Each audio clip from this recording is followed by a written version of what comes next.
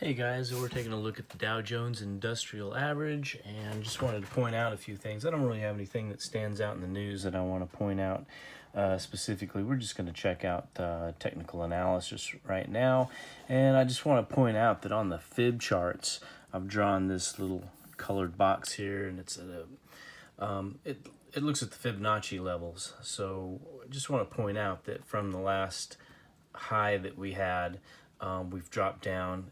And I took that measurement, and you see that right now today we're at the perfect 6.18 Fibonacci retracement level, and so that typically is a sweet spot that you would say is going to be your next high if you're on a bear trend right now, which we currently are. We are going down.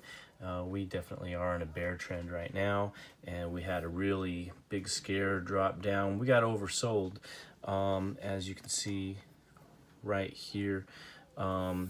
We were oversold, and now we're oversold. Now we're overbought, and I'm looking at the 4-hour chart just so we could see this formation right here. And when we have come down from selling off, and then we form this flag that has a narrowing pattern up here at the top, that typically indicates a bear flag. So at some point we're just going to lose momentum and drop down, and as you can see, we've been oversold for quite a while, and we're also getting a crossing over and a little bit of a downturn. So I think that momentum now is, we're sort of peaking out at the top, coming up and then losing steam, and I think we're going to downturn soon. And in relationship to what was sold and then interest in buying, see, we haven't come up to the top to even retest where we were. So the interest is on the low side. We don't have the same amount of buyers as we did sellers. So that's a problem. We can see that we had an even amount of time to achieve that, but I just don't think we're going to make it. I believe in the next 3 days, in the last part of this week, which today is Wednesday, January 16, 2019. So I believe Thursday and Friday, we're probably just going to have some even days of probably just no gains or no losses. It's probably just going to be neutral for the next 2 days, or for tomorrow. And then I believe Friday, we're probably going to have maybe a substantial sell-off. We'll see. But to me, that's what I'm calling for right now. Now, I know that we got the government shutdown going on right now, and they're warning that that's going to play into the economy if it hasn't already. Look at this. So now we're on week 3, and we're also having yellow vest protests over in France.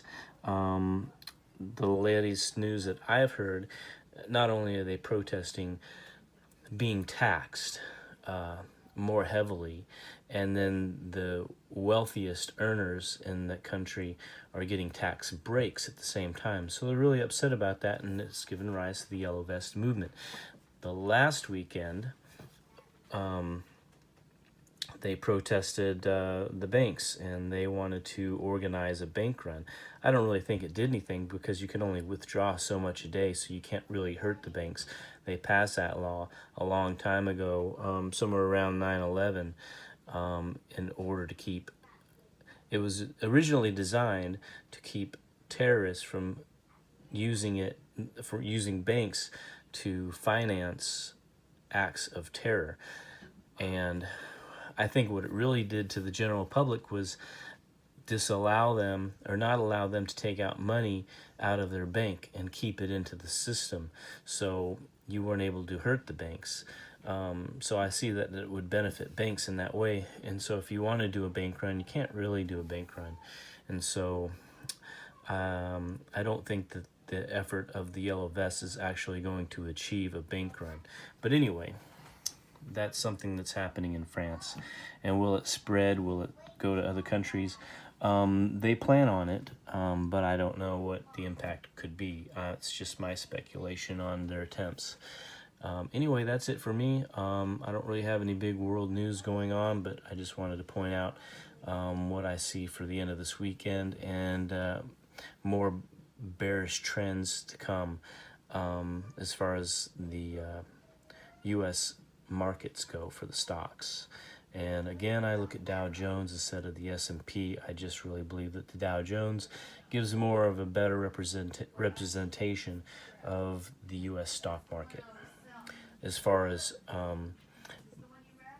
a broad spectrum of businesses that are looked at and their performance, whereas S&P, as opposed to just being made up of the FANG stocks because they drive the most strength into the S&P, and they just carry a little bit too much weight for my taste for looking at, try to get a general idea of businesses in the U.S. and their performance.